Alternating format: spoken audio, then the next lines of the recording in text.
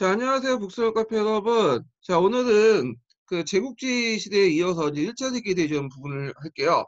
자, 1차 세계대전은 제국주의 식민지 쟁탈전 과정에서 일어났죠. 그래서 영국의 섬시정책하고 독일의 선비정책의 대립, 그 다음에 번슬라브주의와 번게르만주의의 이제 대립 과정에서 진행이 됐어요.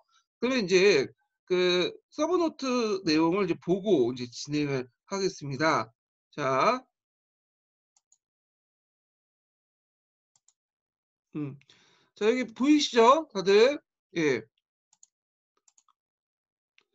그러면 이제 내용을 보면, 1차 세계대전은 아까 언급했던 배경으로 일어났고요. 직접적인 계기는 사라예보 사건 때문에 일어난 거죠. 사라예보 사건.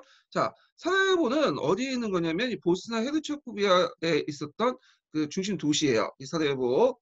그래서 그때 이제 세르비아 청년이, 이때 세르비아 청년은 대세르비아주의를 내세웠던 검은 손이라는 단체가 있어요. 검은 손.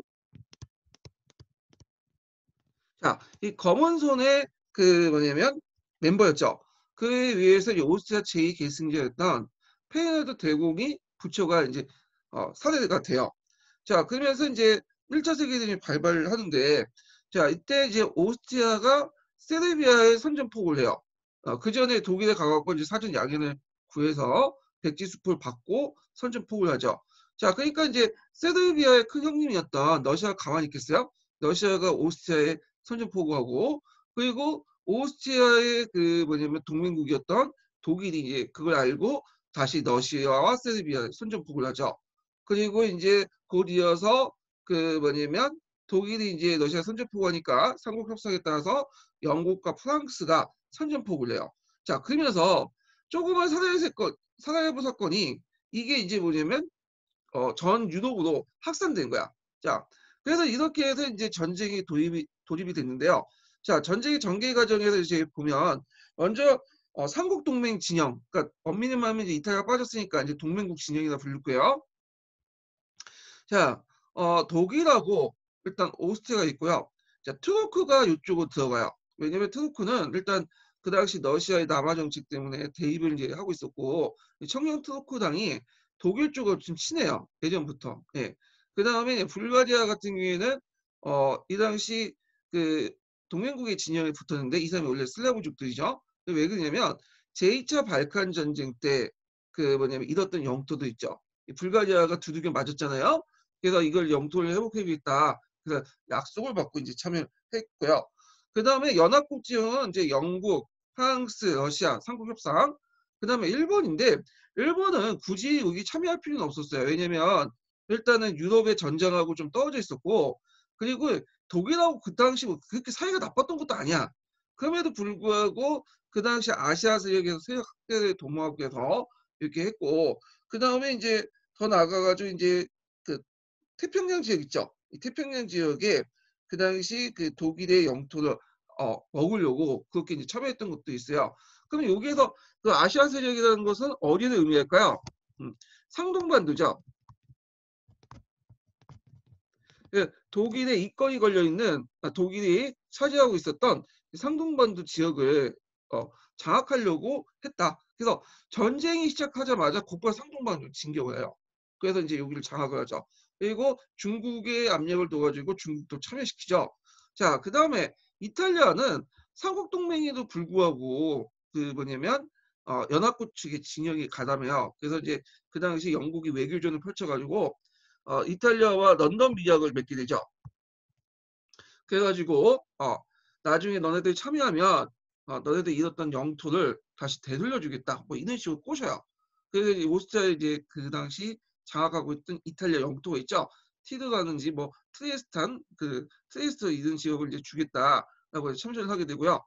자, 미국은 1917년에 독일의 무제한 잠수함 작전이 펼쳐져요. 이거 좀 이따 얘기할 텐데, 어, 이걸 이제 배경으로 참전해요. 물론 이 직접적인 계기는 아니었지만, 일단 이거는 배경으로 참여했고, 그 다음에 이제 그 로마니아와 그리스 쪽도 이제 참여했는데, 이거 아마 선전전의 승리? 이렇게 모르는데, 전 이게 무슨 말인지 잘 모르겠어요. 이분이 이제 어떻게 이제 했는지 모르겠는데, 아마 외교전을 이제 해가지고, 그걸 끌어들인 것 같아요. 왜냐면 선전전은 그 뭐 뒤에, 어, 국가가 국민들 동원할 때 이렇게 하고 대외적으로 자기가 그 전쟁을 정당화시켜 주는데 그렇게 했는데 이거는 이제 무슨 의미인지 저도 잘 모르겠고 그냥 예. 자, 그다음에 전쟁 진행 과정을 구체적으로 보죠. 자, 이 전쟁을 하기 전에 독일은 이제 어떤 고민을 하고 있었냐면 예전에도 얘기했지만 독일은 딱 중앙에 있잖아요. 여기 이제 지도를 보시면 독일 제국은 요 딱 중앙에 있어. 중앙에. 그러다 보니까 러시아와 그다음에 프랑스부터 양면으로 이렇게 공격을 받을 수 있어요. 예. 그러니까 인제 예전에 슐레펜이라는 이제 사람이 그 독일 작전 참모였는데 이 사람이 이제 슐레펜 계획을 세워요. 만약에 독일이 양면전을 할 경우에는 두 개의 전선을 유지할 경우에는 어떻게 할 것이냐. 그래서 인제 이 사람이 어떻게 생각하냐면 러시아는 일단 제껴두자. 예. 러시아는 나라가 좀 후진적이고 동원 능력도 떨어지고 그렇기 때문에 와도 좀 되게 늦을 거다. 6주 정도는 버틸 수 있다. 러시아는 좀 기다릴 수 있다. 그래서 그 당시 독일의 핵심 병력들을 어디에 집중해서 인제 공격을 하냐면 요 프랑스 쪽으로 공격하자는 거예요, 프랑스 쪽으로. 근데 프랑스를 상대로 공격을 하면 문제는 프랑스하고 독일의 국경선에는 당연히 프랑스가 독일을 방비하기 위해서 병력을 배치해 놨겠죠. 그러다 보니까 이제 프랑스의 국경을 공격하는 게 아니라 벨기에를 우회해서 공격하자는 거죠. 벨기에는 이제 그쪽은 프랑스의 방비가 적겠죠. 그런 식으로 했고 우회를 해가지고 공격하자. 자, 이런 식으로 이제 생각을 한 거예요. 그래서 결국에는 이제 우회를 해서 이제 공격하는 방법으로 결정을 했어. 근데 문제는 그 당시에 슐레펜이 이제 그 직접 그 당시에는 없어지고 죽고 이제 그 뒤에 이제 이은 작전 참모가 있어요. 몰드킨이라는 사람이 있어. 근데 이 몰드킨은 슐레펜 작전의 기본을 따라요. 근데 이 사람이 이제 잘못 좀 수정을 했는데 일단은 이제 병력을 배치할 때 슐레펜 같은 경우에는 그 프랑스 국경 쪽, 프랑스에 직접적으로 맞대 있는 국경 쪽으로는 10%의 병력 그 배치시켜 놓고 그다음에 벨기에 쪽은 우회한 그 병력은 90% 이렇게 배치를 해놨어요. 자, 근데 이 사람은 약간 좀 그게 그 독일 국경하고 프랑스 국경 지역이 좀 약간 방비가 좀 허술하다 해갖고 그 당시 프랑스 쪽은 30% 그리고 벨기에 우회 병력은 70%를 배치시켜 놓은 거야. 그러니까 9대 2에서 7대 3으로 바꿔버린 거야. 근데 그게 상당히 큰 타격을 줘요. 왜 그러냐면 이때 벨기에 우회해가지고 그 북쪽으로 이제 프랑스까지 진입을 했어요. 북쪽까지. 근데 병력이 예상 외로 예전 계획보다 적었기 때문에 진입 병력이 그 프랑스군에 의해서 마른강에서 딱 막히게 돼요. 요 마른강 전투 있죠? 예, 요 마른강 전투에서 막히게 된다. 그래갖고 여기에서 이제 고착 상태가 되고 진지전 높아지게 되는 참호전 같은 걸로. 예, 그래서 이제 장기화돼 이 전쟁이요. 자, 그 다음에 슐레펜이 이제 예상하지 못했던 그 또 하나의 변수가 생겼어요. 원래는 러시아군이 6주 정도는 뭐 이렇게 좀 더 이상 나중에 들어올 거다 생각을 했는데 예상 외로 러시아군이 빠르게 들어온 거야. 상당히 신속하게. 그리고 또 러시아하면 예전에 1, 2차 세계대전 때 이제 그 특징이 뭐냐면 인해 전술이에요. 인해 전술. 러시아는 인구가 많거든요. 예, 그래가지고 얘네들은 총을 한 장 그 보통 이제 소총을 하나씩 주잖아요. 근데 소총을 하나씩 갖고 이제 공격을 한 게 아니라 두 사람당 한 명씩 갖고 있어요. 그래서 한 명이 죽으면 그 사람이 뒤에 있다가 그걸 한 명을 가지고 와서 죽은 사람 총을 가지고 다시 싸우는 형식이에요. 그래서 대단히 인구가 많은 데였는데 그 많은 인구를 순식간에 징집을 해가지고 신속하게 이동을 한 거야. 예상 외로 빠르게. 자, 그러니까 독일에서는 동부전선에 물론 이제 병력을 배치시켜 놨어요. 탄네베크 이제 장군이 있었지만 그 병력 자체가 그렇게 많지가 않았고 주력 병력은 아니었거든요.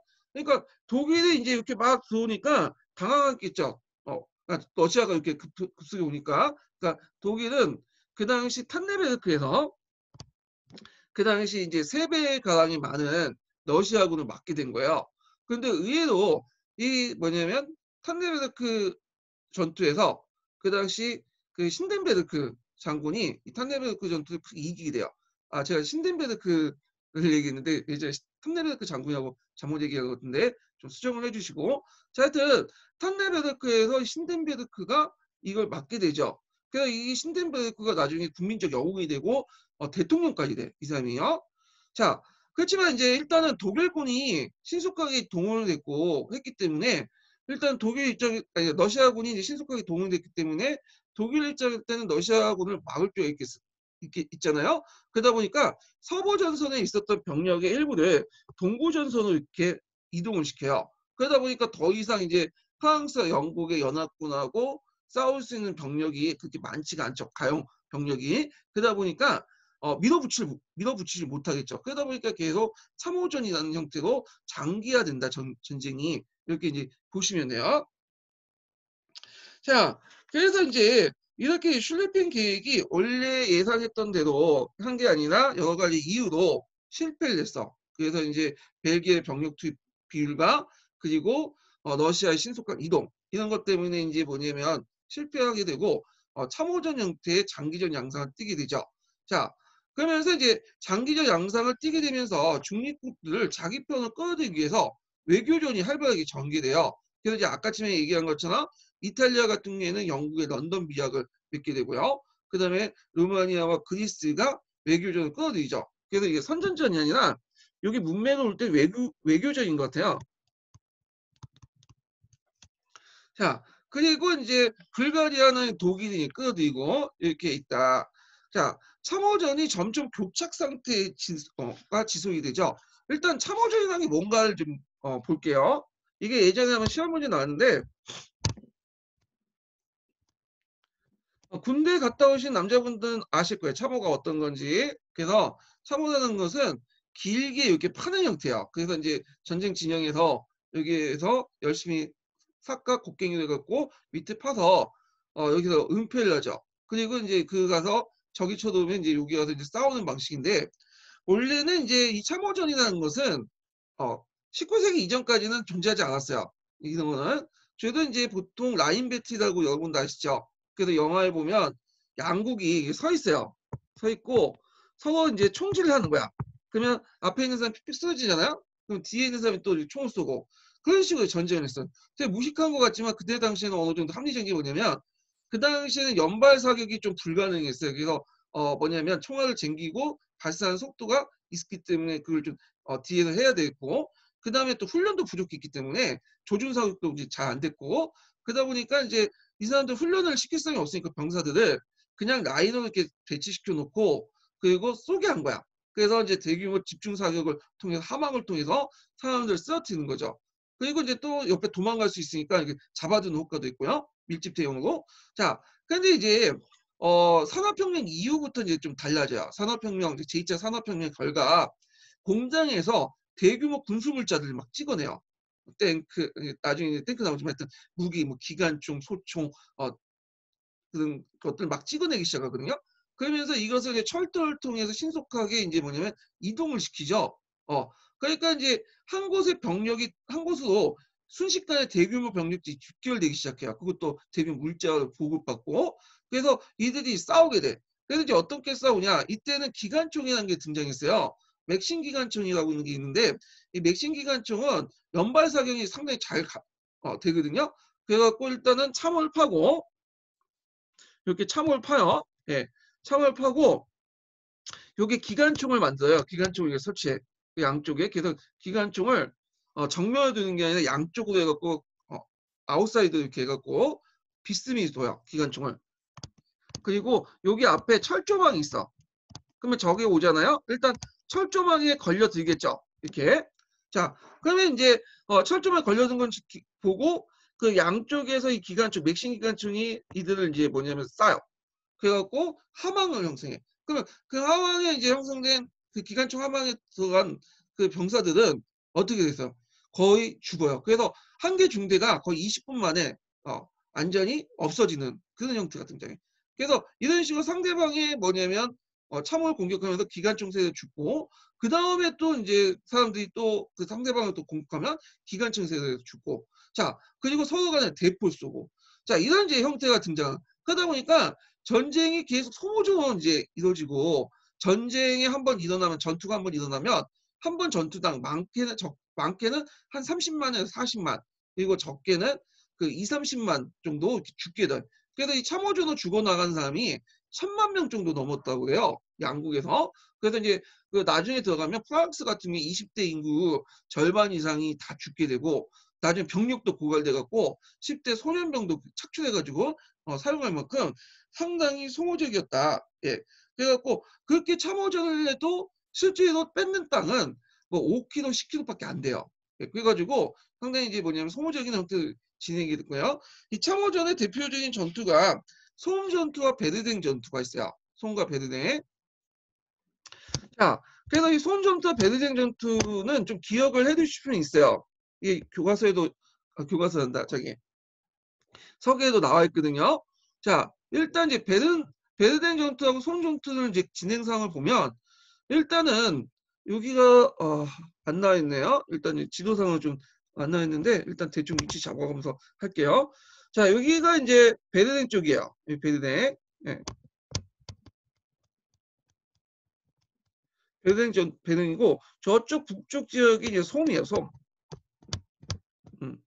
이쪽 지역이 솜 전투인데 자, 원래는 독일군이 병력을 집중해서 베르댕 지역을 공격을 해요.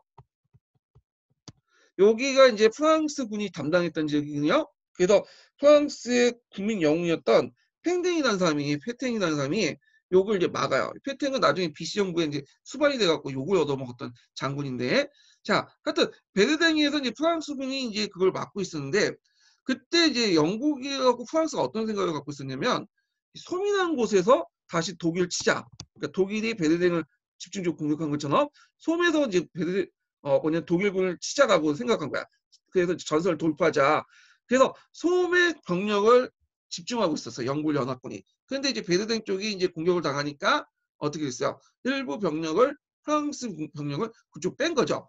그래서 실제로 영국이 이제 주력을 해가지고 이 솜 전투를 이제 하게 돼요. 자, 일단은 솜과 베르댕 전투는 연합군의 승리 끝났어요. 그렇지만 이제 이 전투 과정에서 그 뭐예요? 대규모 병력 희생이 있었죠. 그래서 보통 솜 전투만 해서 한 30만에서 40만? 그러니까 의정부 인구 하나가 솔딱 넘어간 거야. 사망자가. 자, 그러면서 실제로 땅을 뺏은 것은 별로 안 돼. 5km, 뭐 10km밖에 안 되는데도 그렇게 많은 땅 사람들 죽게 되는 거죠. 20대 젊은 사람들은. 자, 그래서 이게 솜과 베르댕 전투가 대표적인 그 뭐냐면 참호전 전투 중에 하나였다. 예. 그래서 이제 이 전투 이름 좀 기억을 해두시고요. 자, 그러면 이제 참호전이 형태가 계속 되니까 그 당시 영국의 철치가 어떤 생각을 했냐면 이때 철치는 해군 장군을 해군상을 맡고 있었어요. 그래서 해군을 총괄하는 그런 장관 역할을 맡고 있었는데 이 해군 장관이었던 이 철치가 그 다다라스 해협을 공격하자. 다다라스 공격을 왜 하냐 하면 여기 이제 보시면 알겠죠. 여기거든요. 자, 이 다다라스 해협은 이제 오스만 트루크 지역이죠. 이 불가리아 쪽에 있는 동토 지역이죠. 자, 그래서 이때 러시아가 이제 그 당시 협상국이었잖아요. 그래서 러시아가 흑해를 통해서 이쪽으로 나가려면 이 다다라스 해협이 꼭 필수해. 저기 장악이 꼭 필수적이에요. 그래서 러시아의 흑해 방면을 이제 진출 돕고 그리고 보급을 원활히 하고 러시아한테 그리고 오스만 투르크나 불가리아 지역의 후방 쪽 있죠. 이게 그 동맹국 측의 어떤 후방을 차단한다는 목적으로 다다레스 해협을 공격을 하게 돼요. 이걸 이제 뭐라고 하냐면 갈리폴리 작전이라고 해요. 갈리폴리 작전.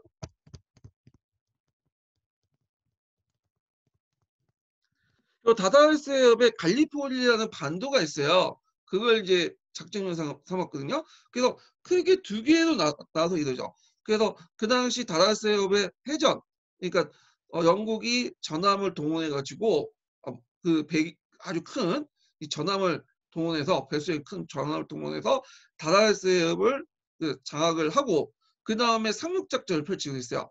근데 초반부터 이게 삐끗한 거야.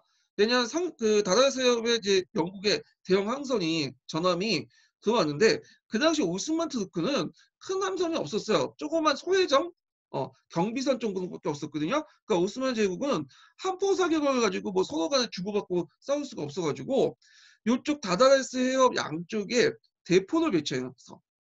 그래서 대포를 쏘면서 뭐냐면 그 당시 영국과 프랑스의 함대를 잡으려고 했거든요. 근데 이게 되나 전혀 정확히 조준 사격이 안 됐던 시대이기 때문에 그런데 이제 이 대포 때문에 이들을 격파한 게 아니라 그때 이제 영국과 프랑스 함대가 오기 전에 이 다달스 해협에 그 당시 트로크가 기대를 설치했어요. 우리가 천안함도 기대 때문에 터졌다고 그러잖아요. 자, 기대에 맞아가지고 여러 함정들이 뭐냐면 침몰되거나 대파가 된 거야. 자, 그러니까 이제 오스만 트로크 입장에 따라 가성비 높은 데 전투를 한 거죠. 예. 그러니까 이제 안 되겠다 해가지고 그냥 해군력의 도움 없이 뭐냐면 갈리폴리오 반도를 상륙작전을 펼치게 된 거야. 근데 그 갈리폴리아가 상륙하기가 그렇게 좋은 장소가 아니에요. 해안가도 좁고. 그러니까 이제 터키군이 거기 기다렸다가 그 당시 그 들어오는 그 연합군들 주로 이제 뉴질랜드와 오스트리아 그런 부대 아작 군대라고 하는데 이 부대를 이제 맞아가지고 기관총으로 뭐냐면 쏴대기 시작했죠. 그러니까 픽픽 쓰러지게 되죠. 결국에는 이제 그 전투에서 크게 패하게 돼요. 그래서 수십만의 사망자만 놔두고 이제 돌아가게 되죠. 연합군이. 이때 이제 오스만 트루크의 이제 에서 활동했던 사람이 누구냐면 그 유명한 칼마 파샤라는 사람이에요. 아까 얘기했던 칼마 파샤는 요때 이제 부각이 됐어. 이 갈리포리 그 작전에서 큰 공헌을 세웠죠. 그래서 이제 나중에 이제 그 오스만 투르크를 물리치고 넘어뜨리고 이제 공화국을 세우기 이제 이 사람이. 그래서 영국의 이제 철치는 이 작전 때문에 실패를 해서 상당히 이제 타격을 받게 돼요. 정치적으로요. 예. 자, 그래서 이제 이런 식으로 해가지고 이제 뭐냐면 진행이 됐다 이렇게 이제 보시면 되겠죠. 자, 그럼 내용을 또 보면요.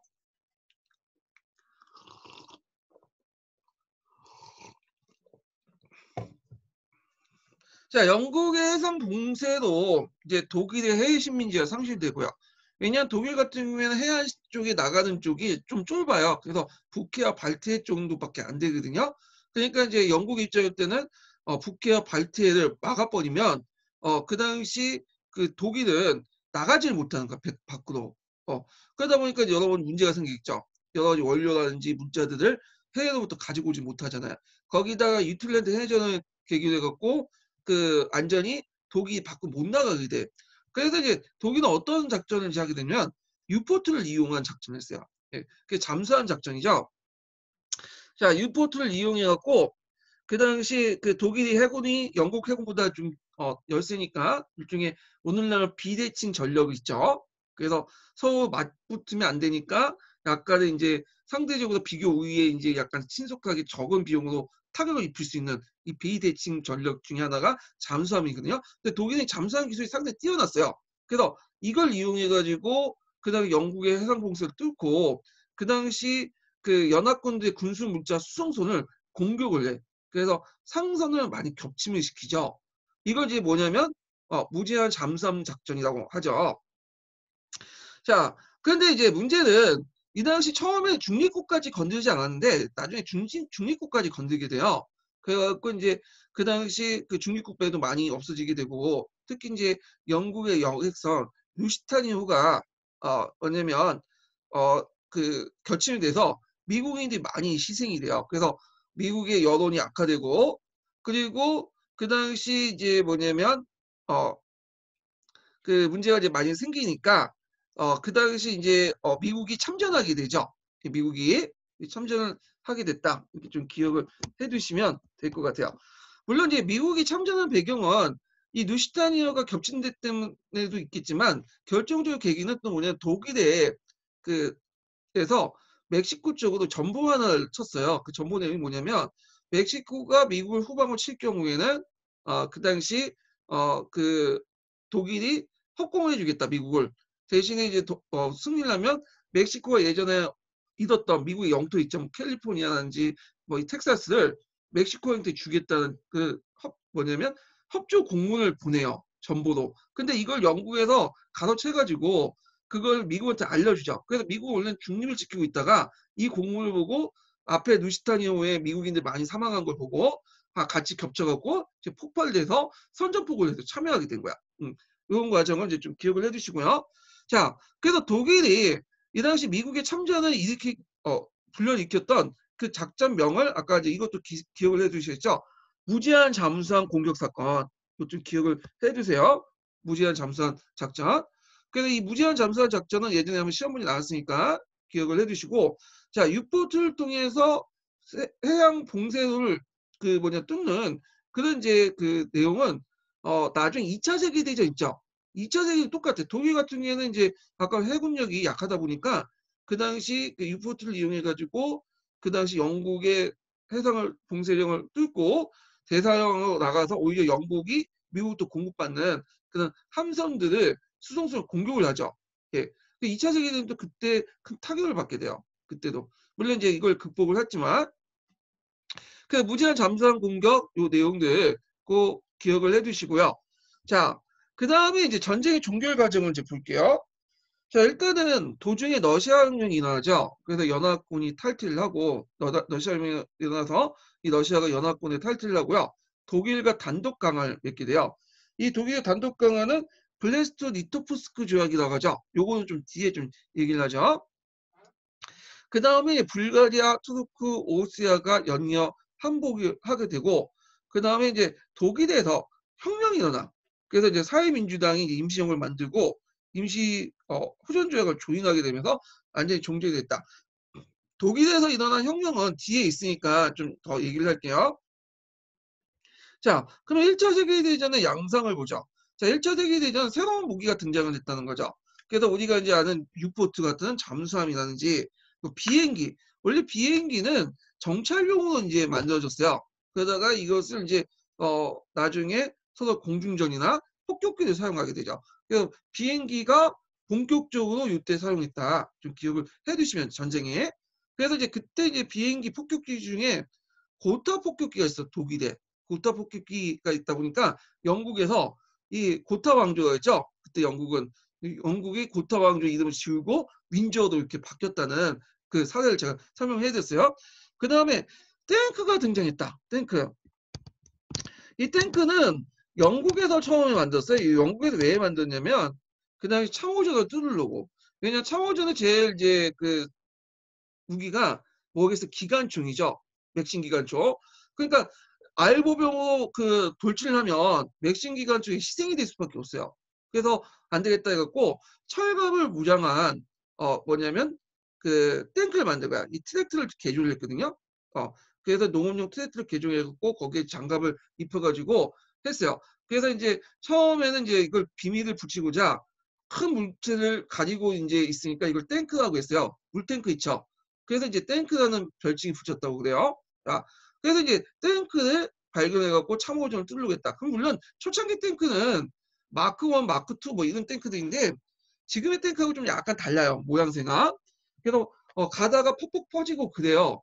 그래서 뭐 크게 도움은 안 됐지만 나중에 이제 전차를 만드는데 큰 계기가 되었던 거죠. 그리고 이제 영국이 전차를 만드니까 또 독일과 프랑스도 같이 만들고 그러면서 전차가 만들어지기 시작했다. 참호조를 뚫기 위해서.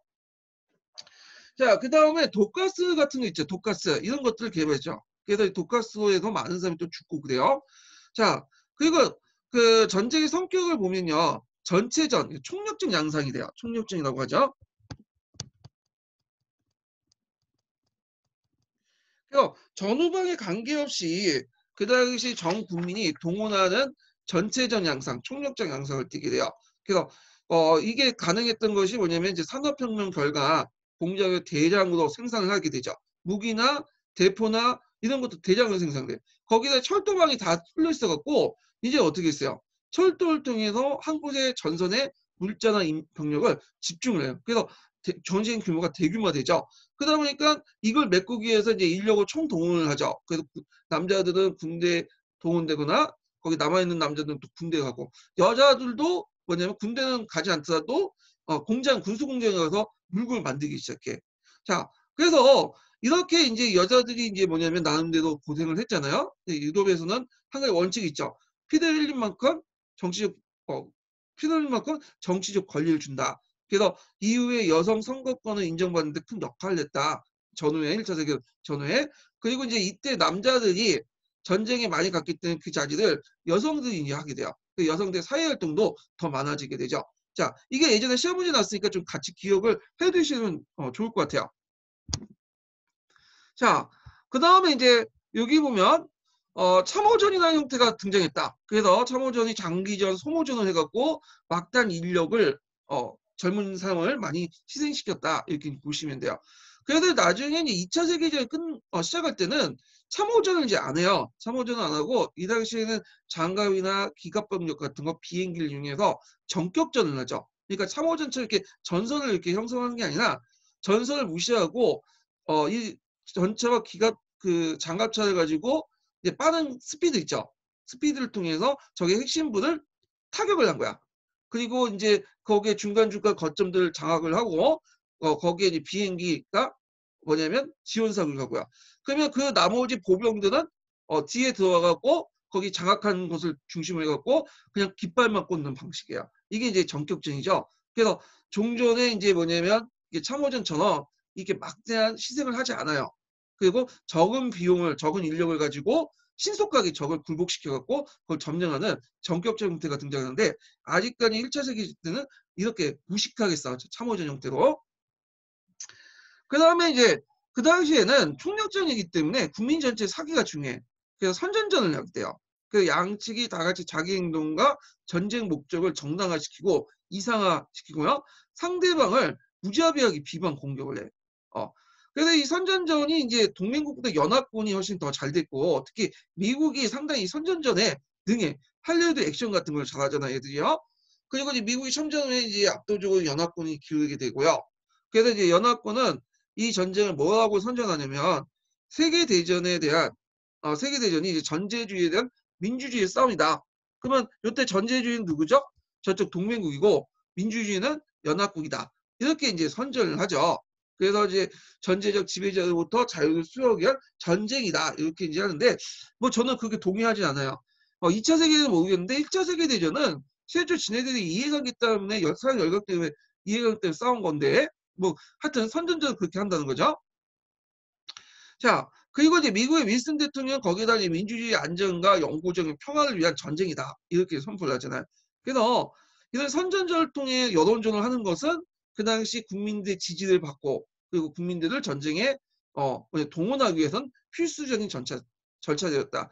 그 이후에 이제 이 선전전이 상당히 뭐 2차 세계대전이나 이런 것들은 이제 유용하고 근데 베트남 전쟁은 역으로 오히려 그 미국이 이 선전을 못했기 때문에 외교 선전이나 여론전을 잘 못했기 때문에 어떻게 돼요?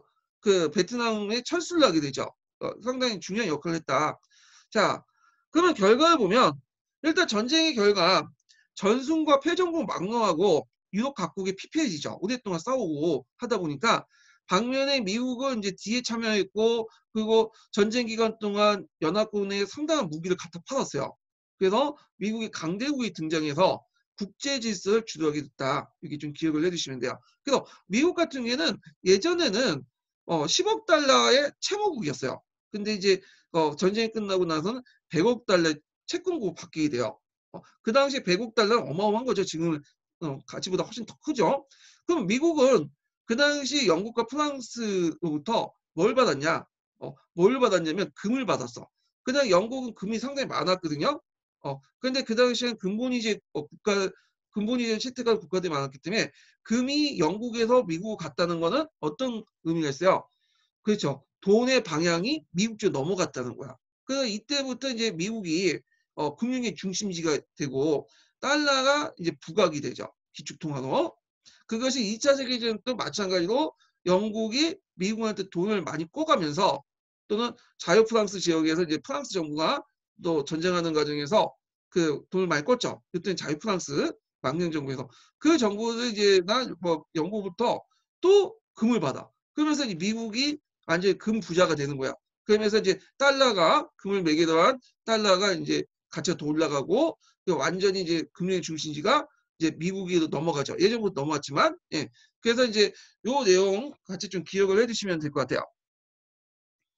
자, 그 다음에 독일혁명 이렇게 보면 자, 전쟁이 장기화되면서 1918년 11월에 그 킬에서 수병들이 반란을 일으켜요. 그래서 이제 수병들이 그 노병 소비에트, 노병 소비에트는 나중에 했지만 노동자 병사 소비에트인데 이건 아마 저기 3월혁명이 영향을 받은 것 같아요.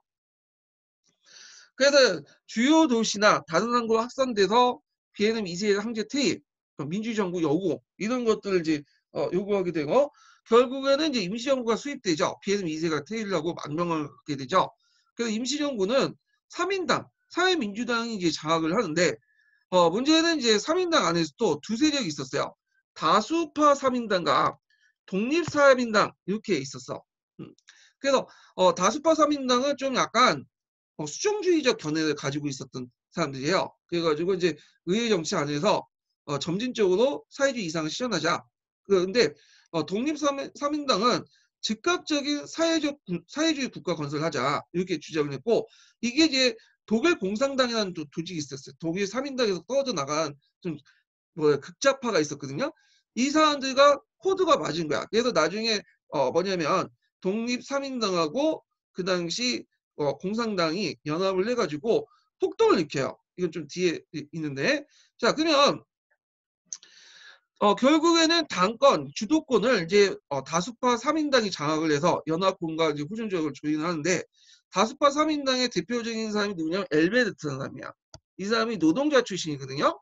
이 사람이 나중에 이제 또 바이메르 공화국의 초대 대통령을 했던 사람인데 자, 이 사람이 생각하기에는 이제 산업화의 국유화 같은 이제 급격한 어떤 사회주의 시대에서는 지금 현실상 불가능하다. 그래가지고 점진적으로 의회 민주주의를 하자. 그리고 이제 참모본부에 이제 협조를 얻어서 자유군단을 조직해요. 이 자유군단은 약간 이제 폐장병으로 좀 약간 그 조직된 군대고 약간 우익 쪽에 있는 군대인데 일단은 이렇게 조직을 하고요. 그리고 이제 그 당시 그 독립 3인당과 그 다음에 독일 공산당이 연합을 해서 그러니까 독일 공산당을 주도를 해가지고 대규모 폭동을 일으키죠. 그래서 이제 이때 로잘 로센브루크나 이런 사람들이 그 스파르타쿠스 단을 조직해요. 그래서 이들이 반란을 일으키는데 이걸 스파르타쿠스의 반란이라고 하죠. 스파르타쿠스 단의 반란 이렇게 있는데 이걸 이제 자유군단이 진압을 해버린 거죠. 그래갖고 이제 이런 베르니에서 혁명정부를 수립하고 이런 것들을 했는데 진압을 해버리고 그래서 이렇게 해서 이제 뭐냐면 그 독립공산당 그 다음에 독립3인당 곳곳에 또 소비에트 공화국을 건설한다고 막 난리쳤는데 이것도 자유공단이 와서 진압을 하고 지방공산당 지도부와 노동자들 직격 처분해. 그래서 이 계기로 해서 공산당이 패배를 하게 돼요. 그래서 이제 독일에서 러시아 혁명 시기 어떤 소비에트 공화국 이걸 만들려고 하는 제2의 혁명이 실패했다. 결국에는 이제 그 다수파 3인당을 중심으로 해갖고 바이에르 공화국이 수립이 되죠. 그래서 의회 민주주의 공화국이 만들어지죠. 요거는 이제 나중에 좀 얘기를 할게요. 바이에르 공화국은. 그래서 이 이제 독일의 혁명을 본 그 레닌이 깨달은 게 있어요. 독일같이 이제 뭐냐면 시민사회가 발달된 성숙한 사회에서는 자본주의가 고도로 발달된 사회에서는 이게 혁명이 안 된다. 왜냐하면 이제 공산주의 세력들이 등장을 해도 이 당시 시민사회가 그 어느 정도 성숙한 사회이기 때문에 물론 독일이 영국과 프랑스에 비해서 그렇게 성숙한 건 아니지만 상대적으로 볼 때 러시아에 비해서 자 그래서 이제 이런 독일 같은 지역에서는 사회주의가 안 되니까 눈길을 어디로 둔 거야? 극동 아시아 지역으로 돌린 거죠. 그래서 이제 극동 동아시아 지역, 그러니까 일본, 한국, 뭐 중국 그런 지역에 베트남 지역에 사회주의 정당들을 뭐냐면 우익 세력들과 연결시켜서 그 당시 좌우합작해서 뭐냐면 사회주의 혁명 이루자 이런 생각을 하게 된 거예요. 자, 그래서 이 부분은 아까 예전에 그 코미테는 관련된 내용 할 때 좀 얘기를 했고요. 자, 그래서 이제 독일 혁명까지 이제 끝났고 그 다음에 이제 러시아 혁명을 이제 넘어갈게요. 자, 이 러시아 혁명을 들어가기 전에 제가 이제 잠깐 이제 그 기출문제 풀어봐야 되겠죠? 네. 여기 기출문제를 한번 풀어보고 러시아 혁명을 좀 들어가 볼게요. 자, 1차 세계대전에 관한 기출문제인데요. 몇 페이지 펴보시냐면 264페이지 펴보세요. 2편. 자, 1차 세계대전에 관한 다음의 자료 읽고 물음에 답하시오. 내용이 있거든요.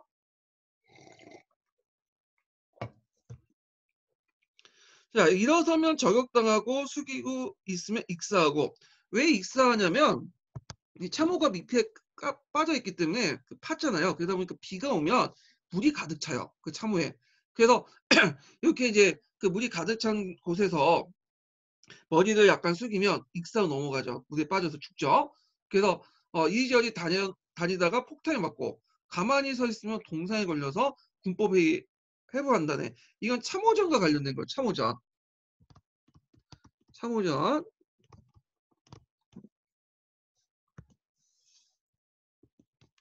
자, 그다음에 이제 여기에 보면 이제 그 B는 이제 미래를 아껴 우리 함대를 도웁시다. 빵을 아껴 먹읍시다. 그래서 이제 전 국민의 이제 물자를 생산해 갖고 전쟁에 보내는 총력적 양상을 보내는 거고요. 그다음에 이제 C하고 D는 제가 다 읽지는 못하지만 주로 이제 전쟁하는 과정에서 남자들이 많이 빠져나갔잖아요. 그 공간을 여자들이 이제 들어가게 되죠. 그 여자들의 어떤 사회 활동 이런 것들을 이제 묘사한 거야. 그래서 여성들의 권익이 올라가서 나중에 여성 참정권을 얻는데 큰 배경이 되었다. 이렇게 좀 기억을 해두시면 돼요. 자, 그러면 이제 문제를 풀어보면 1차 세계대전에 미중의 인명피해가 있었던 것을 A가 묘사하고 있는 서부전선의 교전 형태를 관련 있다. 교전 형태를 쓰시오. 참호전 이렇게 쓰시면 되겠죠. 자, 2-2번 문제 보면 전선에서 교착 상태로 타개해서 시도된 독일의 작전이 비상황에서 촉발시켰다. 그 독일의 작전명. 그래서 독일이 그 당시 그 불리한 상황을 타개하기 위해서 해상 공세를 타개하기 위해서 유포트를 이용해 갖고 영국의 상선을 공격했죠. 나중에는 무제한 잠수함 사건 작전 이름으로 그냥 중립국까지 공격을 했잖아요. 그래서 미국의 참전을 또 불러일으키는 배경이 됐잖아요. 그래서 무제한 잠수함 사건 작전 이렇게 쓰시면 되겠죠. 무제한 잠수함 작전. 자, 그 다음에 이제 C와 D를 고려해서 여성과 관련해서 전후에 나타난 정치 사회적 변화를 두 가지 쓰시오. 일단 여성의 적극적 사회 참여가 이루어졌고요. 여성의 선거권 획득에 큰 기여를 해줬다. 그래서 전후에 1차 세기 전후에 각국에서 여성 선거권을 이제 획득하게 되게 되죠. 여성이 선거권을. 자, 그래서 이제 1차 세계대전 관련된 내용을 한번 봤어요. 자, 그 다음에 다시 이제 러시아 혁명 넘어갈게요. 자, 여기 러시아 혁명을 이제 보면 이제 1차 혁명 관련된 내용을 이제 좀 볼 텐데요. 자, 1차 혁명을 이제 그 보면 러시아 혁명은 그게 이제 1차 혁명, 그 다음에 그 2차 혁명하고 좀 정확히 보이지 않지만 뒤에 3월 혁명, 그 다음에 11월 혁명 이렇게 이제 세 번에 거쳐서 이루어지죠. 그래서 1차 혁명은 그 전에 러시아 혁명 이전에 그러니까 본격적인 러시아 혁명 이전에 일어난 혁명을 이제 1차 혁명이라고 하는데 자, 1차 혁명은 1905년에 피해 인류의 사건을 계기로 이제 일어났어요. 이게 이제 왜 일어났냐면 그 당시 너열 전쟁을 하고 있었어요. 일본 그 러시아가. 근데 너열 전쟁에서 거의 이제 패배를 해가지고 그 당시 포츠모트 조약 같은 걸 이제 맺고 있었거든요. 근데 이제 그때 너열 전쟁 와중에 전쟁 와중이니까 물가가 올라갔겠죠. 거기다가 예전에는 러시아는 경제적 후진적이어도 군사력은 강하다라는 어떤 나름대로 러시아인들의 자부심이 가지고 있었는데 일본한테 진 거야. 아시아 국가한테. 그러니까 이제 러시아의 자존심이 어떻게 돼요? 떨어지죠. 거기에다 이제 물가가 오르고 전쟁도 제대로 못한 이런 상황에서 불만이 표출돼 나갈 수밖에 없죠. 그래서 이제 상트페트부르크의 노동자들이 이제 평화적인 방식으로 짜르에 가서 청원하겠다고 갔어. 네. 참고로 이때는 이제 수도가 상트페트부르크예요. 모스크바가 아니라. 그러니까 겨울 경주는 앞에 가니까 이제 그 앞에 지켰던 수비대들이 그 궁중하면서 무차별 사격을 하게 돼요. 네, 평화적 시위에 대해서. 그러면서 이제 수천 명의 사상자가 났죠. 그때 이제 뭐냐면 그때 겨울이 있다 보니까 이제 눈이 내렸겠죠. 그래서 그때 그 밑에 피가 이제 이렇게 눈에 스며들어가서 피비스 다 보이는 거야. 그래서 이제 이 사건을 피해 인류의 사건이라고 해요. 자, 그래서 이제 전국적인 민중봉기가 일어난 거예요. 이 민중봉기가 뭐냐면 그 전국적으로 일어나고 전 계층적으로 일어났거든요. 그래서 처음에는 원래는 이제 농민들만 했다가 이게 나중에 이제 부유주의와 자유주의 지식인도 같이 참여하게 돼요. 자, 그러면 그때 민중봉기 때 요구했던 내용이 뭐냐 이런 것들을 이제 보면요. 자, 여기 보면 민주공화정의 수립 그리고 8시간 노동제 그 다음에 대토지 몰수 및 농민들의 분배 이걸 요구했고요. 근데 이거 외에도 이제 몇 가지 더 요구를 했어요. 이게 좀 빠져 있는데 뭘 요구했냐면 그 당시 민중들은 요구한 내용들을 이제 보면 그 당시 재헌위의 구성도 있어요. 재헌위의 구성.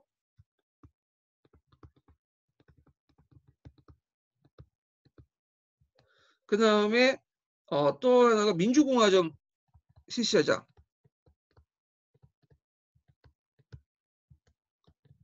예. 그 다음에 이제 또 하나가 그 당시 경찰의 해체.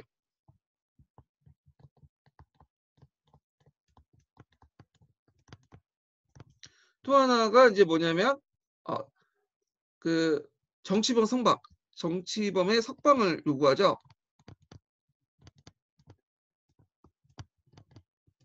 예. 그래서 요 민중대 요구 사항들 좀 기억을 해두세요. 뒤에 이제 10월 칙령과 관련된 비교해서 이제 물어볼 수가 있으니까. 자, 그 혁명 와중에 이제 자체적 노동자 대표 소비에트가 만들어져요. 여기에들 소비에트라는 게 있는데 이 소비에트라는 것은 이 노동자 중심으로 만들어진 건데 원래는 소비에트는 평의회라는 뜻이야. 러시아로 평의회라는 뜻이야. 거기에서 이제 모여서 뭐냐면 논의하는 곳이라는 곳이거든. 그래서 모임 이런 뜻인데 나중에 이제 3월 혁명과 11월 혁명 거쳐갖고 이 소비에트가 권력기구가 돼요. 그래서 이제 의회를 이제 제껴들고 나중에 소련이란 말도 이제 그 소비에트 연합이라고 하거든요. 이 소비에트가 나중에 소련의 연합기구, 권력기구로 이제 바뀌게 되죠. 원래는 단순한 모여서 논의했던 평의회에 불과했지만 나중에 권력기구로 바뀌게 된다. 그 다음에 이제 농민 같은 전 러시아 농민들이 결성이 되죠. 그래서 이제 이 민중공기는 반봉건 시민민주주의 혁명이다. 그리고 나중에 이제 사회주의자들도 요걸 이제 뭐냐면 제1차 혁명이죠. 이 제1차 혁명을 부르주아 혁명이라고 보고 있어요. 1단계 부르주아 혁명. 네. 그리고 이제 나중에 그 사회주의 혁명을 이제 2단계로 이제 넘어갔다고 이제 보고 있고요. 자, 그 다음에 요때 병사들도 봉기를 하는데 그때 이제 포츠킨한 후에서 해군 반란이 일어나요. 자, 그래서 이제 해군 반란이 일어났다. 이것도 같이 기억을 해주세요. 근데 이 병사들 봉기는 그렇게 주적은 아니었어요. 여기는 주로 이제 노동자, 농민 등 시민 계층들이 이제 했고, 병사들은 이제 그 당시는 본격적으로 이제 뭐 봉기하고 그런 건 아니었고, 이건 좀 약간 예외적인 상황이에요. 포츠킨의 해군 반란은 예전에 영화도 만들어주고 그랬는데 러시아에서 그것들이 이제 일어났고 병사들이 주로 이제 일어난 것은 이제 3월 혁명, 11월 혁명 거쳐서 일어난 거죠. 그래서 그 당시에는 노동자 소비에트밖에 없었잖아요. 1차 혁명 때는. 근데 요때는 이제 나중에 얘기지만 3월 혁명 이후에는 노동자 노동자 병사 소비에트가 만들어져요. 그래서 이제 노동자 소비에트만 있으면 1차 사건, 1차 혁명과 관련돼서 얘기하는 거고 노동자 병사 소비에트가 같이 있으면 3월 혁명 이후부터 이제 보시면 돼요. 자, 그러면 이제 1차 혁명에 대한 견해 이렇게 했는데 1차 혁명 견해는 이걸 요것만 해당하는 것 같은데 제 생각에는 이분이 좀 약간 요약을 좀 잘못하신 것 같은데 일단은 사회주의자들이 공통적으로 1차 혁명을 부르주아 민주주의 혁명으로 규정을 해요. 예.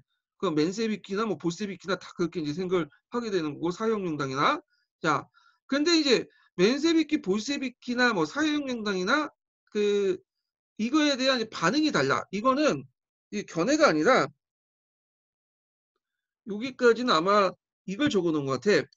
그 1차 혁명에 대한 사회주의자 대응, 그러니까 공통적 반전제주의 투쟁에 같이 참여를 했지만 그들이 이제 참여할 때 대응하는 방식, 생각하는 방식이 좀 달랐어요. 예. 그래서 이제 볼세비키, 맨세비키를 중심으로 한번 살펴볼게요. 이걸 제가 그 서강에서 정리를 해놨거든요. 참고로 서강 내용을 좀 아셔야 돼요. 요 내용을 아시려면 서강이 되게 잘 돼 있어. 서기에는 별로 안 적혀 있어요. 그래서 서강 중심으로 좀 얘기를 할게요. 자, 심화교재를 이제 볼게요. 심화교재 몇 페이지 펴보시냐면요.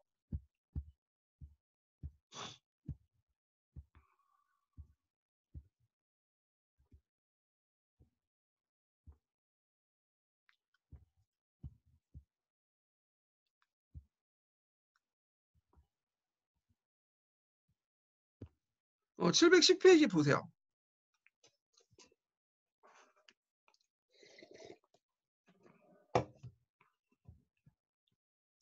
자, 710페이지 보면 사회주의 정당의 대응, 그러니까 1차 혁명에 대한 사회주의 정당의 대응.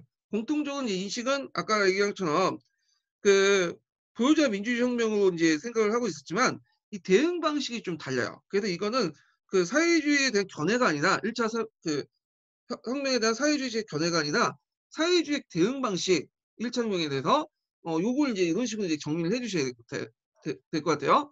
그러니까 공통적으로 이제 반전제적 투쟁 전선을 전개했다. 그러니까 볼세비키 같은 경우에는 노동자 농민의 혁명적 민주주의 독재를 수행을 주장을 해요. 이 사람들이 1단계 혁명에서 그렇게 하자고 주장한 거야. 참고로 볼세비키에 관련된 내용이 예전에 제가 좀 잘못 설명한 부분인데 요건 좀 뒤에 좀 얘기할게요. 일단은 이렇게 이제 독재 수행하고 주장하면서 임시혁명 정부가 그 인민봉기를 조직하고 반혁명 세력을 타돌려야 된다. 그리고 농민을 포섭하기 위해서 토지 국유화나 농업강령을 채택을 했고요. 그다음 맨세비크 같은 경우에는 일단 부유주의 민주주의 혁명 단계를 인식하고 그리고 마찬가지죠. 예. 노동자 계층은 능동적으로 참여해야지만 임시정부 참여하지 말아야 된다. 왜냐하면 부유주의 민주주의 혁명이기 때문에 별도로 정부를 만들지 말고 비판적 지지를 해야 된다는 거야. 괜히 별도로 조직을 만들면 오히려 정부에 참여함으로써 비판의식이 약화되고 조직 역량이 그러니까 그 새롭게 이제 다음에 그 프레터 혁명이 일어날 때 어떤 준비할 그 조직 역량 같은 것들을 소모할 수 있다. 뭐 이런 식으로 하면서 뭐냐면 NCBK가 이제 그런 식으로 주장하죠. 근데 상대적으로 볼 때 농민층과 소시민층에 대해서는 좀 무관심해요. 이 사람들이요. 그다음 사회혁명당 같은 경우는 요때 이제 2단계 혁명을 공식적으로 채택해. 원래는 이제 사회혁명당은 2단계 혁명을 인정하지 않았어요. 그래서 그냥 부유주의 혁명 없이 곧바로 진입할 수 있다. 그리고 이때 사회주의라는 것도 그런 그 유럽식 사회주의가 아니라 미드를 공동체와 러시아식 사회주의다. 이렇게 이제 주장을 했는데 이 사람들이 2단계 이제 2단계 혁명, 플라노프의 2단계 혁명을 공식적으로 채택을 하게 되죠. 그리고 토지 균등 같은 토지 사회안도 채택을 했다. 이거는 이제 사회혁명당이 예전에 인민주의자를 계승했기 때문에 그래서 농촌 문제, 토지 문제 되게 관심이 많았죠. 그래서 이제 이렇게 이제 사회주의 정당의 대응 과정을 좀 살펴봤어요. 자, 그러면 다시 돌아가서 그러면 이제 이렇게 전국적인 봉기가 일어나자 짜드 정부는 당황한 거야. 이거 이게 뭐냐면 이거 막아야 되잖아. 그래갖고 뭘 이제 공포했냐면 10월 칙령을 공포했어요. 10월 칙령. 10월 칙령. 요거 예전에 기춘에 나왔던 거야. 그래서 시민들의 요구 사항과 함께 좀 비교해서 좀 보세요. 자, 먼저 10월 칙령의 주요 내용을 보면 시민의 자유를 보장하고 인신의 불가침성이나 언론 집회, 결사, 자유 이런 것들을 얘기하고요. 그 광범위한 선거권을 입각한 입법위의 창설 약속했어요. 근데 여기서 이제 이걸 입법위를 두말하고 하는데 원래 민중들이 요구했던 건 입법위회가 아니에요. 재헌위회지. 재헌위회는 뭐야? 재헌위회는 이건 헌법을 만드는 거죠. 헌법을. 헌법을 만드는 의회라는 뜻이야. 헌법을 만들면 권력 구조가 완전히 바뀌죠. 그래서 왕정의 공화로 넘어갈 수 있잖아요. 그러니까 이제 좀 헌법은 건드리지 않고 기본적인 것을 건드리지 않고 이 나중에 국가 기본법을 이제 해갖고 이제 헌법 대치를 하는데 그 밑에 있는 하위 법률들만 좀 뭐냐면 만들 수 있도록 하게 된 거야. 근데 이것도 되게 웃긴 게 이때 이제 두말 약속하고 선거법을 이제 만들었어요.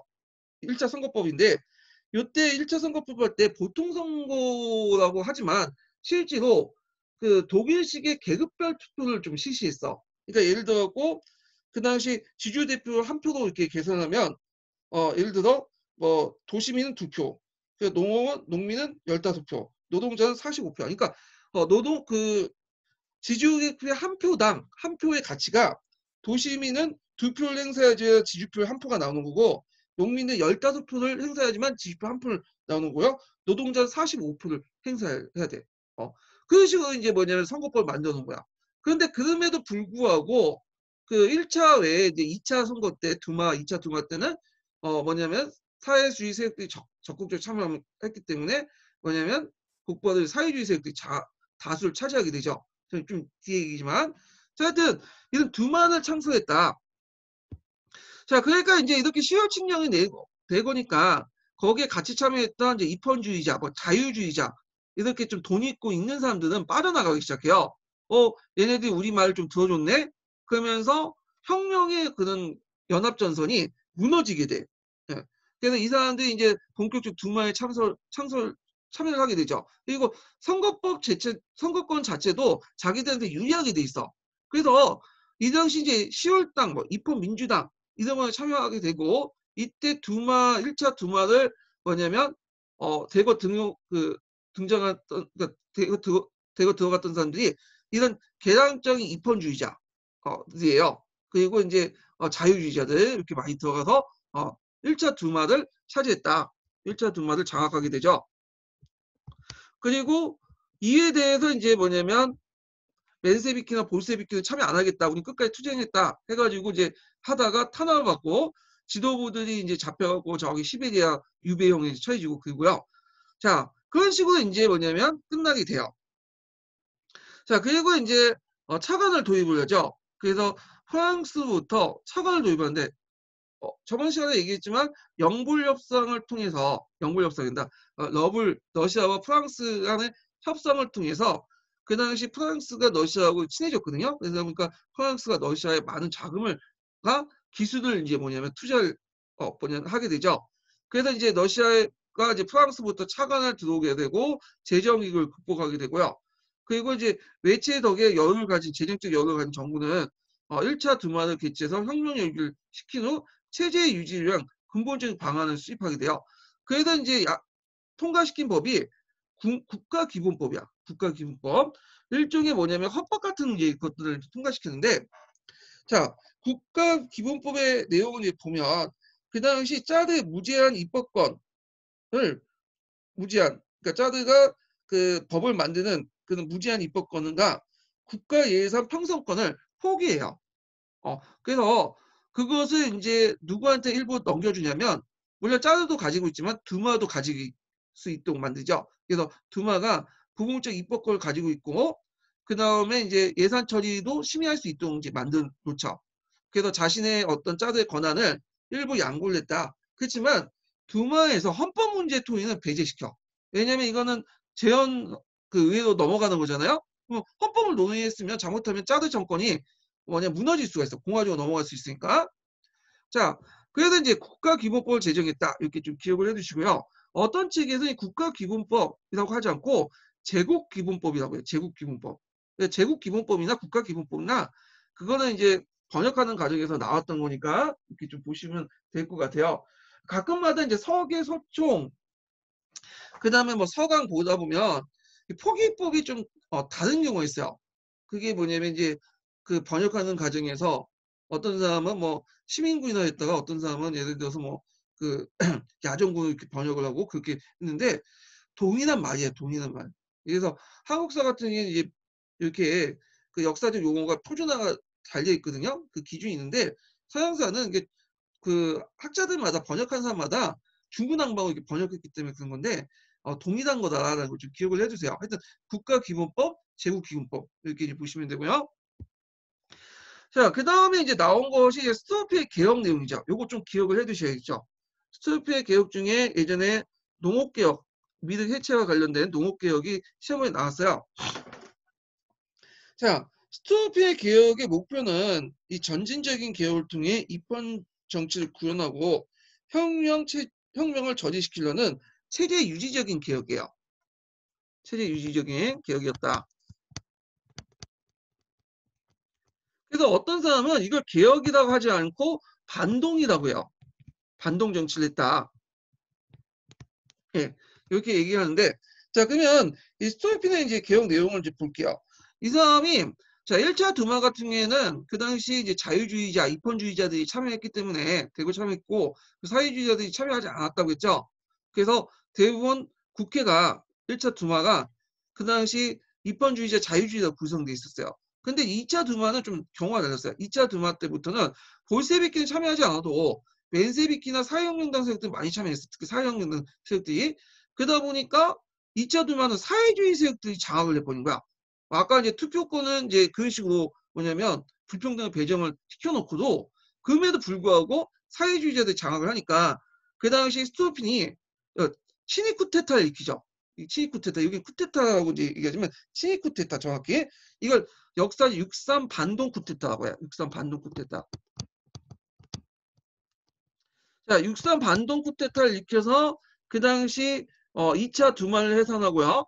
사회민주당 소속 의원들을 시베리아 유형을 보내죠. 맨세비키 사람들인데 하여튼 그리고 나서 종전에 선거법 개정을 시켜. 어떤 식으로 개정을 시키냐면 예전에 선거법도 노동자 농민들에게 되게 불리하죠. 왜냐하면 지주 한 표에 도시민 아니 농민은 15표, 노동자 45표하고 맞먹으니까. 근데 이거를 비율을 또 더 벌어놔. 그래갖고 어떤 식으로 이제 벌어놨냐면 예를 들어 지주 한 표면 일단 중간 대자본가는 9표가 맞먹고 한 표가 그 다음에 중간층 65표가 맞먹어요. 그리고 농민은 260표가 맞먹고 노동자는 540표가 맞먹어. 아무리 인구 비율이 노동자 농민 많다고 해도 지주 한 표가 농민이나 노동자의 200배, 300배, 500배가 넘어가니까 거의 맞먹으니까 이게 이제 선거 제대로 이루어지겠어요? 그러니까 결국에는 3차 두마부터 그 스토피 원하는 방식으로 유상 계급들, 뭐 지주라든지 자본가, 체제적으로 이제 좀 체제 유지적인 세력들이 대다수를 차지하게 돼요. 그리고 당연히 이 사람들 입장할 때는 이제 스토피 입장은 지주 계층을 확대시킬 필요가 있겠죠. 그래서 지주 계층을 확대시키는 이유로 총각 공동체를 확대시켰고 지주들에게 이제 땅을 이렇게 나눠주는 이유도 그런 이제 뭐냐면 그 정치 체제와 관련돼 있다라는 것도 같이 기억을 해두시면 돼요. 그 다음에 선거법 그 개정 내용을 또 보면 예전에 이제 비너시아 계통 소수민족들이죠. 소수민족들에게 나름대로 정치적 대표권을 인정해주기 위해서 할당제를 실시했어요. 국회의원 할당제, 비례대표제를 실시를 했는데 그 국회의원 할당제를 축소를 해. 예를 들어 뭐 예전에 30석 정도 비례대표를 줬는데 10석 정도 이렇게 주는 식으로 대폭 축소를 했다. 그래서 계약을 한 거죠. 계약. 이 선거법 개정을 해서 계약을 했다. 자, 그 결과 3차 두마부터는 유상계급 출신이 두마위원석을 대다수 차지하게 되고 그래서 이들이 이제 국가 정책에 뭐냐면 적극적으로 호응해주면서 일종 허수아비죠 실제로. 그러면서 실제로 국가기본법의 성과가 무력화됐다는 거죠. 앞에서 이 국가기본법 같은 경우는 두마가 입법권을 가지고 있어야 되잖아. 근데 그 입법권을 행사하는 두마가 완전 친정부적인 성향이 가지고 있는 계층들도 다 장악을 하고 있어요. 그러니까 입법권을 행사할 수 없는 거죠. 근데 실제로 짜드라든지 뭐 이게 스토비 같은 재산가든지 입법권 행사하게 되죠. 그래서 국가기본법의 성과가 무력화됐다. 좀 기억을 해두시고요. 나중에는 두마 스토핀이 아예 두마 자체를 해산을 시켜버려. 어차피 형식적인 거잖아. 그래서 완전히 해체를 시켜버렸다. 자, 그 다음에 이제 예전에 시험 문제 나왔던 것이 농업개혁 관련된 내용이에요. 농업개혁. 그 농업개혁 외에도 이제 그 교육개혁이 등 여러 개혁들이 있는데 요게 약간 좀 설명이 좀 부족을 해가지고 심화교재 내용을 좀 보고 넘어갈게요. 그 부분은. 이게 18년도에 기출문제 문제에 나왔던 건데요. 자, 이 농촌개혁의 이제 목적이 뭐냐? 이 목적 예전에 시험 문제 나왔던 거죠. 상당수의 농민을 공동체, 미륵 공동체에 이탈시켜서 이들에게 땅을 나눠줘서 유산 농민층, 그러니까 지지층을 만드는 거야. 그래서 자신의 어떤 정책 기반을 삼고자 했던 거죠. 그래서 짜드의 지지세력을 양성하려고 했고, 그리고 전제정과 지주제를 바탕으로 농업자본주의를 발전했. 농업자본주의라는 것은 뭐죠? 토지를 균등 있게 이렇게 분배를 하는 것보다는 한 사람에게 집중을 시켜갖고 효율적 강작 경영을 하는 게 이런 농업자본주의죠. 예. 그래서 이제 나머지 잉여 인력들은 어디로 배출시켜야 돼요? 그 당시 산업화 과정이니까 노동자도 이렇게 뭐냐면 공급을 해야 되겠죠. 산업 인력으로. 자, 내용을 보면 총락 공동체를 폐지했어요. 미드라는 총락 공동체를. 왜냐하면 놔두면 정치적 행동을 할 수 있고요. 예. 그래서 이 으쌰으쌰 해갖고 이제 왜냐면 미드를 단위로 해서 개길 수 있잖아. 그리고 땅을 이제 차등 있게 이렇게 분배를 하면서 많이 갖고 있는 사람과 아주 적게 갖고 있는 사람, 아예 없는 사람도 있을 거냐. 그래서 농촌 내 계층 분화를 촉진시켜. 그래서 이제 상층부들 그 짜도 정부 안에서 이제 포섭을 시켜서 얘네들 농촌 내 자기 지지세력을 만드는 거야. 그리고 농업자본주의를 하기 위해서는 강대한 강작이 가능해야 되겠죠. 한 곳에 땅을 집중시켜야 되겠잖아요. 근데 그 당시에 러시아 사회에서는 혼재지가 있었어. 혼재지라는 것은 땅이 분지가 이제 땅이 이제 뭐냐면 자기 땅이 나눠져 있는 거예요. 예. 그래서 이제 이거를 한 곳에 뭐냐면 모아둬야 되지 효율적인 경영할 수 있죠. 그래서 혼재지를 청산하고 경작지를 한 곳에 모아서 독자적인 경영을 경작을 할 수 있고 대규모 농장 형상을 만들려고 했다. 그래서 농업 자본주의를 발전시키려고 했다. 자, 그래서 이제 뭐냐면 결과는 보면 경영의 영세와 토지 부족은 계속 지속이 됐고요. 금에도 불구하고 그다음에 지주제와 반봉건적 농민 예속은 계속 잔존되고 있었다. 그렇지만 이제 일단은 미드를 해체시켜서 미드가 가지고 있는 소유권을 농민들에게 돌려줌으로써 나는 농민들도 이제 보유지가 아니라 소유권의 농민 어떤 소유권을 갖게 될 수 있는 어떤 계기를 마련해 준 것은 큰 의미가 있고요. 그리고 이걸 계기로 해서 농촌 분화, 농촌의 계층 분화가 일어났다는 것도 또 나름대로 그 스토피 입장에 어떤 긍정적인 효과를 거두게 된 거죠. 자, 그 다음에 농민들과 이제 시민들이 법적 지위가 예전에 차등적으로 있었는데 이걸 해서 지위를 동등해서 농민들을 이제 자기 편으로 끌어들이려고 했고, 그 다음에 그 당시 이제 그 알렉산더 2세가 그 토지 개혁을 할 때 유상 분배를 해줬죠. 근데 이 매입금이 너무 비싸. 그래갖고 이제 농민들이 좀 힘들어했는데 그 매입금을 좀 더 뭐냐면 경감을 시켜줬어. 심지어는 철폐를 시켜줬어요. 그래서 농민들을 빚으로서 이제 뭐냐면 해방을 시켜줬다. 자, 그렇지만 이런 개혁들, 일련의 개혁들이 상당히 1차 세계대전 발발로 좌절되죠. 그래갖고 이제 뭐냐면 도나미 타블로 이제 돌아가게 돼요. 자, 그래서 이제 그 스토피의 개혁이 제대로 됐으면 그래서 러시아 혁명이 안 일어날 것이라고 이제 보는 사람도 있긴 있어요. 1차 세계대전이 안 일어나고 스토피의 개혁이 제대로 됐으면 혁명들이 타격을 받아갖고 러시아 혁명이 일어나지 않을 거다. 그리고 러시아가 점진적 개량을 통해서 자본주의 사회로 진행이 될 것이라고 보는 사람도 있긴 있어요. 이 스토피니 개혁에 대해서. 근데 스토피의 개혁에 대해서 또 한쪽에선 반동정치다. 시대의 역행하는 계획이다. 이렇게 보는 관점도 있어요. 자, 두 가지 관점이 동시에 존재를 하고 있다는 거 파악을 해두시고요. 자, 그러면 스토피의 만료가 뭐냐? 스토피는 아까 이제 그 미드 공동체를 해체시켜갖고 그 토지들 개별 농민들에게 줬다고 했죠. 그러다 보니까 사회혁명당의 어떤 그 미움을 사게 된 거야. 그래서 사회혁명당 중에 극단파들이 이 스토피를 암살을 시켜요. 그래서 스토피는 사회혁명당에게 암살당하죠. 나중에요. 자, 그래서 이제 이렇게 스토핀의 개혁 관련된 내용들을 한번 또 살펴봤고요. 자, 그러면 이제 2차 혁명은 이제 보죠.